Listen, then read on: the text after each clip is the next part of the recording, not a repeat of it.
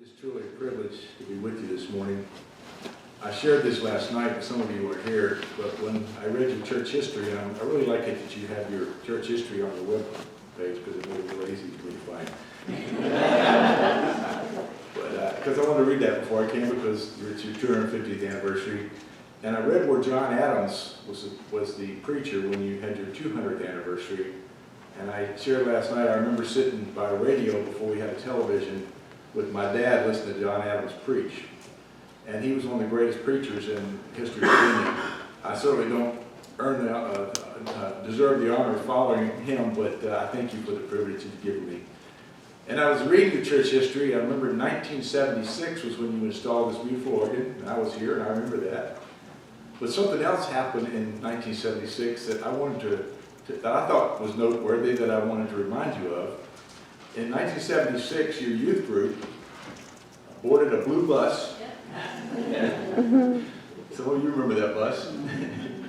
And I know Joanne Prophet was driving it, and I know the Deck girls were on that bus. Juanita was at UVA. And I'm pretty sure Polly Deck was on that bus, and I think Joyce was on that bus. And we drove the bus down to Goochland, and then we turned left and went across the James River, and we went to the Beaumont Juvenile Institution. And those kids gave a Christmas party for those young men who couldn't go home for Christmas.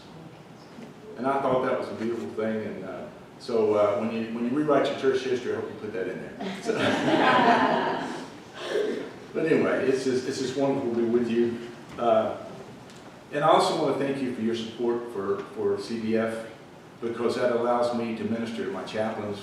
One of our chaplains back in May got a general order, a letter of reprimand from a general, which is a career ender. And when he shared with me what happened, it just didn't seem just to me. It just didn't seem right. And because of the support you give, I was able to go up to Fort Drum, and I was able to talk to his commander, and I was able to talk to his supervisory chaplain. And the more I found out, it just seemed like he had been mistreated. I mean, because if he had done all the things he was accused of, I was going to pull his endorsement, okay? But when I found out, the truth, I said, this isn't right. And so I made a plea to his commander, to his supervisor chaplain, got an email a couple weeks ago, and it looks like it's going to get turned around. And and you'll find out as I share more in the sermon why that was so important to me. But anyway, I thank you for that. And then also I have a book, I shared last night, I have a book coming out. I just turned it into the publisher a couple weeks ago that I hope will be out before Christmas. And the message this morning comes from that. And the book is called A Quest for Warrior Priest, Enlisting Warriors as Healers and Peace Builders. And you might think that sounds like a pretty weird book for an Army chaplain to write, but I spent a lot of my military career in peace building, and I shared last night how that got started, but it really got reinforced when I went to Afghanistan, because in the 16 months I was in Afghanistan, I supervised 43 memorial ceremonies. And every one of those young men and women were somebody's son or daughter. Many of them were somebody's husband and wife, and many of them were someone's mother or father. I was said to a grieving brother one time, I have a son in uniform, and I can only imagine what you're feeling. And she said, I hope you never have to feel it. And that was why I was in peace building, because I realized if something can be resolved without fighting, then those sons and those mothers and fathers and those husbands and wives don't have to die. And so peace building became a big part of my ministry, and that's really what my book is about. It's trying to change, to enlist warriors to be healers and peace builders. And so what I want to share what it means to, I know you're not warriors, all right? I don't see any uniforms out there. You might have some firemen. I remember one time and what a loving man John Elliott was, and it's so great to have Ms. Elliott here last night. And I remember John was preaching one Sunday, and the fire drill went off, and about half the men in the congregation left. So we probably still have some firemen. I understand Warren's son is a fire chief, and but I don't see any military uniforms out there, so I'm not going to call you warriors. So my sermon tonight, I'm doing it. Doing it backwards. My sermon this morning is the characteristics of a warrior priest. And, how this came to be how this book came to be is when I went to Innsbruck, left over and was a German missionary in Innsbruck. And I sort of shared that story, how that came to be last night. And my supervisor in Innsbruck was a man by the name of Bill Wagner. And Bill and Sally Wagner just treated me like a son, and their kids became like siblings. And about 5 years ago, Bill was writing a book it's called Halfway Up the Mountain. And he enlisted writers to write chapters on developing a strategic plan for all the areas of culture. So there was one person for business, and one person for arts and entertainment, and one person for sports. He asked me to write the chapter on the military, to develop a strategic strategy. And I really didn't want to do it. But I couldn't tell Bill no. And I always tell people, Dan Bowling, one of my seminary professors, said we probably stumbled into God's will when we walked into it. And that's certainly true for me. Most of the things that ended up right were just sort of things I stumbled into, and God opened the doors. But anyway, so I told Bill I would do it, and then I hung up the phone. I was like, what am I going to write about? And I had brain cramp for about 2 months. And then all of a sudden I began to realize how much peace building and evangelism are alike. In peace building, you're trying to reconcile relationships between people. And I think God is a big part of that. And in evangelism, you're reconciling relations between people and God, and I think reconciling relationships between people is a big part of that. And so, but it gave evangelism a whole different nuance of how it was approached, and I think we really need that. I mean, America is in decline. Christianity in America is in decline right now. We've gone, in the last 20 years, from about 60% of people going to church to about 40%. And so we really have to think about how we're sharing the gospel. And so I think, looking at that term sort of gives it a different nuance. And that's what I want to share with you today. So I want to talk about the characteristics of what it means to be a priest. Now, if you're a Baptist, you're supposed to be a priest. In fact, one of our basic tenets of the Baptist faith is the priesthood of all believers. And have you ever walked out of this church door and said, I'm going out to be a priest to the world?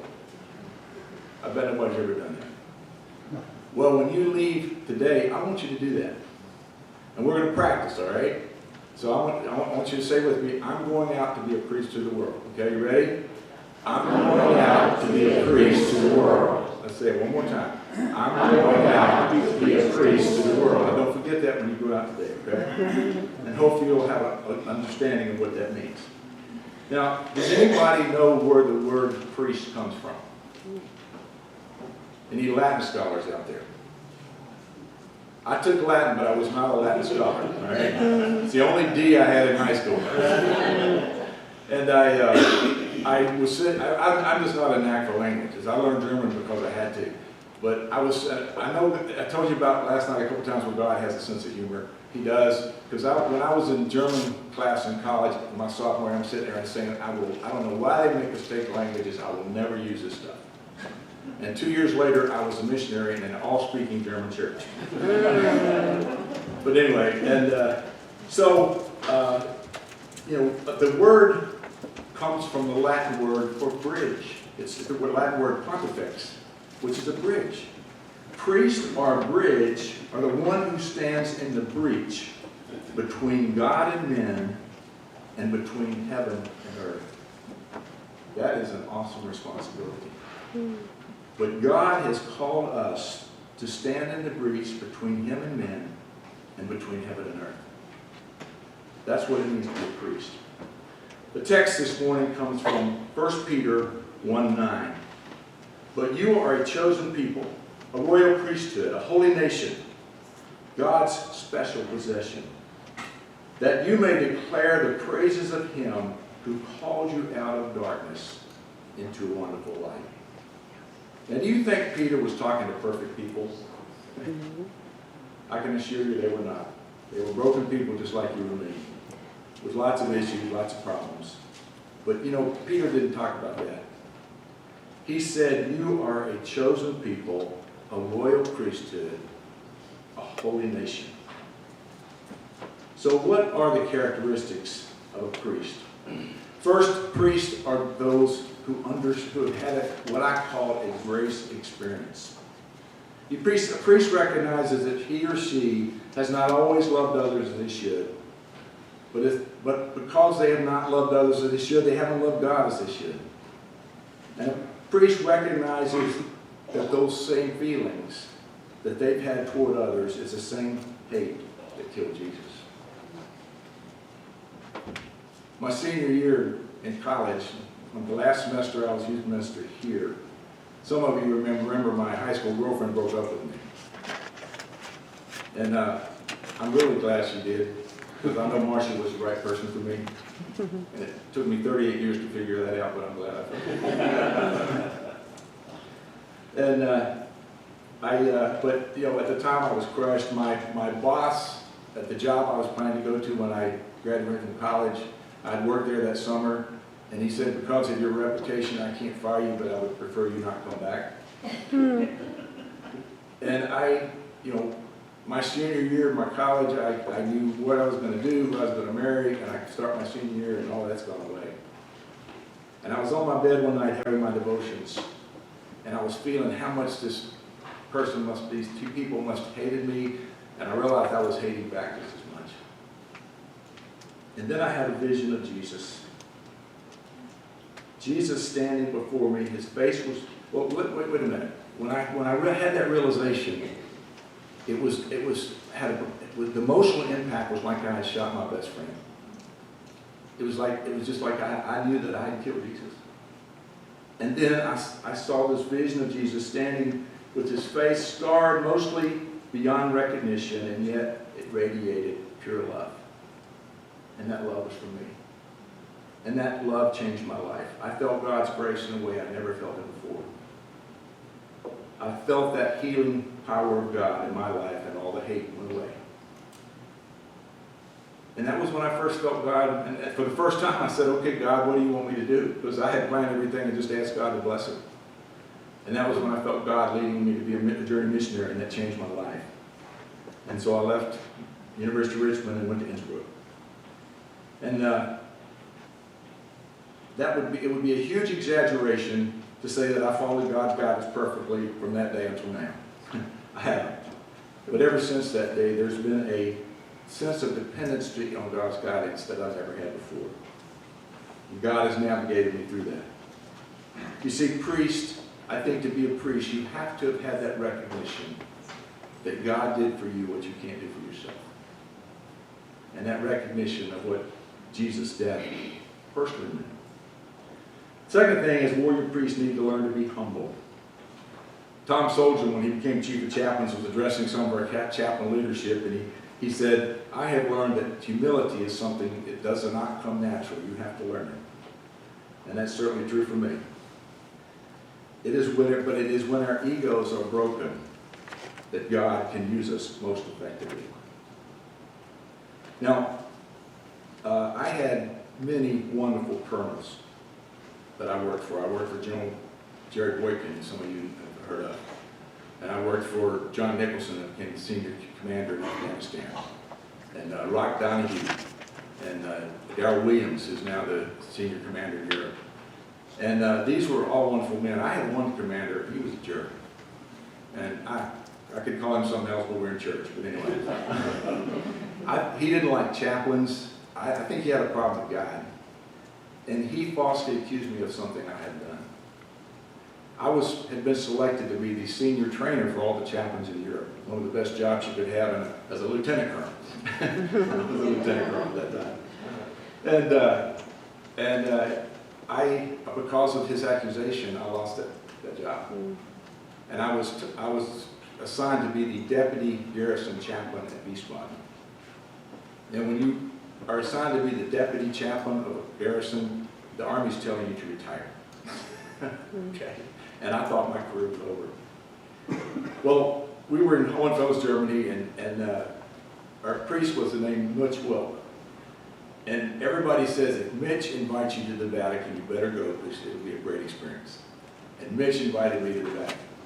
And so I went. Now, has anybody ever heard of priest Carol Joseph Botilla? Anybody ever know who that is? The Pope. Who said it? Yeah, who is it? Pope. Pope John Paul II. Mitch's first supervisor, when he was a young priest, was Cardinal Joseph Boitillon, all right? He was well connected at the Vatican. I mean, we got met at the airport with Vatican guards. I stayed in the hotel in the Vatican where the priests stay. And I found out where all the business of the Catholic Church takes place. It's in the bar of that hotel. But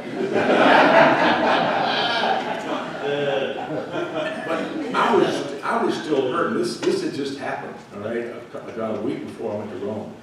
And so I asked Mitch, I said, is there somewhere in the Vatican I can go for spiritual healing? And I'm thinking like a prayer garden, you know, where I can go talk to God. And Mitch said, Charlie, I will take care of you. That evening, Mitch told me that he had made a counseling appointment with a close friend of his. That close friend turned out to be Cardinal Bertrand Francis Law.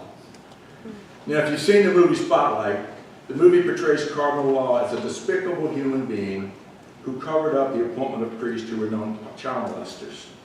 I do not know the detail of Cardinal Law's involvement in these horrible sex crimes that occurred in his diocese. What I do know is that God used this broken man, who was so disgraced that he could not even return to the United States, to make a profound impact on my life. And I want to stop a second. I don't care what bad thing you may have done or what somebody else may have done. It is not beyond God's redemption. And so the next morning, Mitch picks me up, and we were in a hotel. He took me over to Cardinal Law's office, and there I was, a Baptist kid from the Blue Ridge Mountains, a former youth director at Gover's Baptist Church, sitting in the office of Cardinal Bertrand Law, dressed in his full cardinal vestments, complete with his red cap. Now tell me God doesn't have a sense of humor. I explained to Cardinal Law what had happened, what my commander had done to me. When I finished, he looked at me and he said, Charlie, how's your devotional life? And it's just like he could have stabbed me with a knife. See, I was one who had always prided myself on taking time each day to spend with God. But I had this job at Hohenfels where I was, you remember I talked about the observer controller last night? 10 years later, I was the observer controller. I was the one with the guy gun. And I was working these guys were getting ready, these chaplains were getting ready to go to war. I knew if they didn't do things right, they were going to get killed. And it was a huge responsibility. I was working 16-hour days, coming in at all hours of the night. The 16 months before that, I had been the command chaplain for the eastern region of Afghanistan. I was supervising 30 chaplains and religious support specialists, covering 35 locations, over 25,000 square miles. I was busy, and the last 3 years, I had really let my devotional life slip. I mean, seriously. And when he said, "As your devotional life," it was just like it was like a knife. And the first thing from that day on, the first thing I did each morning was have my devotions. You know, the Taliban had just gone half the way. But we had 100 German actors that, portrayed Taliban, and I would tell them what they needed to do for a chaplain. But anyway, it was a fun job. But I don't have time this morning to tell you the whole story. You'll have to read the book. But when I got to Wiesbaden, it was a broken community. There was a rift going on between the director of religious education and one of the religious coordinators, and everybody in all of the chapels had taken one side or the other. And it was very toxic. Nobody wanted to come to chapel. Wiesbaden had the lowest per capita attendance in religious support of any community in Europe. But because I was so broken, God was able to use me in ways that he couldn't have otherwise. And God was able to give me a loving relationship with each of those ladies. And they weren't easy to love. But I was able to do that. And then I got them together and I said, listen, you guys don't have to be buddies, but you got to work together. And God started healing that community. In 1 year, Wiesbaden went from the lowest community in Europe in religious support to the highest community in religious support. And I had to meet with Chaplain Doug Carter, who's the chief. Oh, I skipped a part. Instead of my career ending, my next assignment, I was selected to be the fellow at the Army War, chaplain fellow at the Army War College, which was the best assignment you could get as a lieutenant colonel. And when I had to meet with Chaplain Carver, and he looked at me, and when we met together, he said, "Charlie," he said, "I was praying about who to send to the War College, and God put you on my heart." Mm-hmm. And so, God redeemed that situation, but he was only able to do it because he had to humble me first. And so in those times in your life when you feel like you're at your worst, that's when God can use you the best. Third characteristic of priests is that priests are team players. Just before we went to Afghanistan, General Nicholson, who later became the senior commander in Afghanistan, took us on a staff ride. We went on a staff ride to Gettysburg. Now, staff rides are where you walk the battlefield together as a staff, and you talk about how things in that battle can be applied to your own situation. And I'm thinking to myself, what are we going to learn about Gettysburg that's going to help us in Afghanistan? I mean, there's nothing in Gettysburg that's like Afghanistan.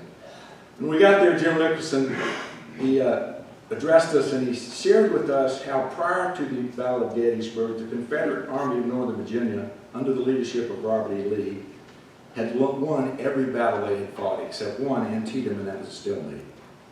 But during the Battle of Gettysburg, there were conflicts between the staff. And he explained to us how those conflicts between the staff led to defeat. And then General Nicholson looked at us, and I'll never forget the intensity of the look on his face. He said, "We cannot allow that to happen to our Army. We cannot allow inner rivalries, personal egos, misunderstanding to interfere with the success of this mission." And folks, priests can't do that either. One of the reasons Christianity is such, there are many reasons why Christianity is in decline. But one of those is because all the fighting between Christians. I mean, Christians sometimes fight about issues that Jesus didn't even mention. The last time Jesus met with his disciples, right before his death on the cross, you know what he said? He said, "Love one another as I have loved you." That's what's important. There are several other characteristics of a priest. I will just tell you what they are, and if you want to read the book, you can. One is that priests bring redemption to individuals and to nations and to cultures. Priests bring God's blessing to others. Priests need a prayer and prayer partners, and oh, do you need that? And what happened last night is somebody that had been in this church said, a member of this church said, we came after you were the pastor, after you were youth minister, but we knew about you because every time we had a prayer meeting, Polly Dad would pray for you. Wow. And then Wayne Walker came up last night and he said his daughter had asked him yesterday afternoon why he was coming to see Charlie Reynolds. And he said, well, back when my life was where I could have gone either way, Charlie Reynolds was the one to help me get me down the right path. And I say that not to brag on me, but that is what God is calling you to do. There are a bunch of Ray Walters out there. And God wants you to be that bridge. God wants you to be that person that helps them down the right path. And every one of us has that opportunity. That's why I want you to go out that door and say, I'm going out to be a priest to the world. And then a priest need to be dualistic thinkers. And if you don't know what a dualistic thinker is, it's somebody that thinks outside the box, all right? Because we love to confine God to the boxes that we're comfortable with him being in. But if you're really going to find God, you have to realize that God is bigger than those boxes that we try to confine him to. And then, last, I have a section on why warrior priests need to learn to laugh with God.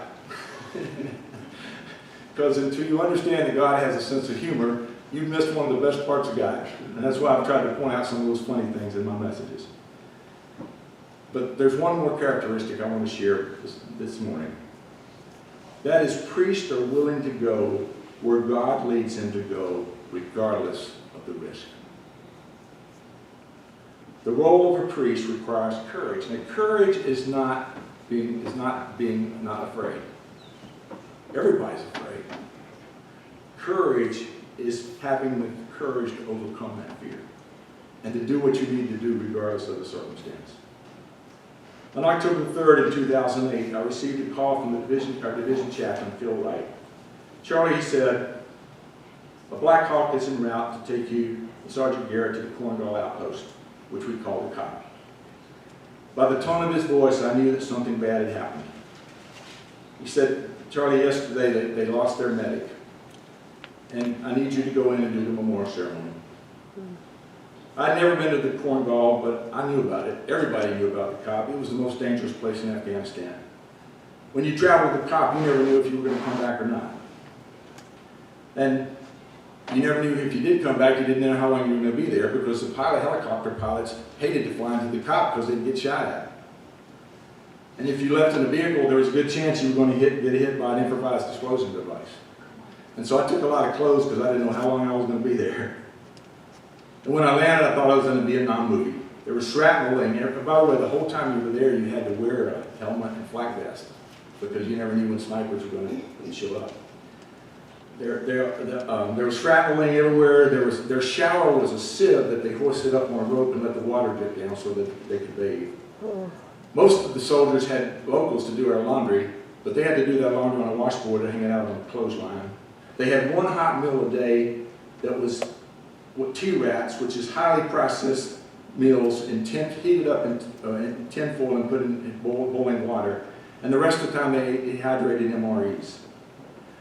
As I counseled these grieving soldiers, my heart bonded with them. Specialist Anthony Becerra was the most loved soldier in the company. He was killed while he was assisting an Afghan soldier who had been wounded, a task that he was not required to do, but one that he did regularly. Alpha Company had been in the Cornwall less than 6 months, and already they'd lost 12 of their comrades.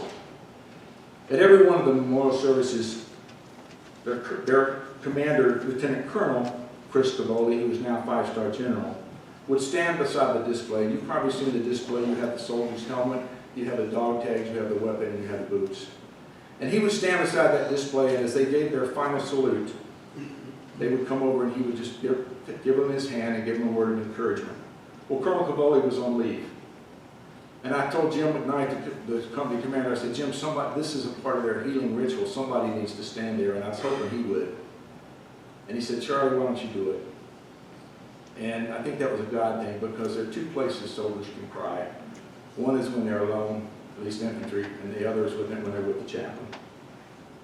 The last soldier came up and he gave his salute very slowly. He walked over to me. I reached out my hand and he buried his head in my chest. And our tears mingled together in the clouds of my uniform. And I did that for every soldier in that company except for one. And as that occurred, something occurred that had never happened in my 4 years of ministry. In that moment, this desolate spot in the Hindu Kush Mountains of Afghanistan became sacred ground. Because I realized it wasn't me holding those soldiers. It was the arms of Jesus. Let's pray.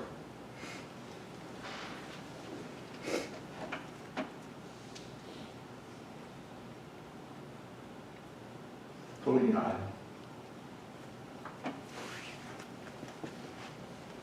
every breath that we take belongs to you. Every breath that we take is an opportunity for your healing presence to enter our lives and to heal whatever it is that is broken. Every day is an opportunity for you to use our lives to bring healing and redemption to your world. And every day is an opportunity for us to experience God's grace. Every day is an opportunity to serve as a priest. And I want you just to keep your head bowed and your eyes closed. If you're willing to be a warrior priest, I'm going to ask you if you just lift your hand.